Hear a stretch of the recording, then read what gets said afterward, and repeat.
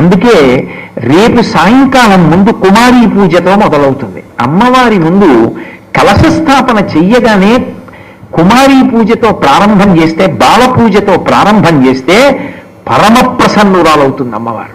ఎంత సంతోషాన్ని పొందుతుందో. ఆవిడే బాలగా ఉంటుంది.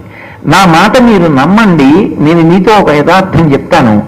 అమ్మవారు పరమ ప్రసన్నురాలైతే బాల రూపంలోనే వస్తుంది, బాల రూపంలో తిరుగుతుంది. ఇప్పటికీ నేను చెప్పడం కాదు, శంకరాచార్యులు వారు చెప్పారు. భ్రమరాంబ దేవాలయంలో శ్రీశైలంలో బాల రూపంలో తిరుగుతుంది.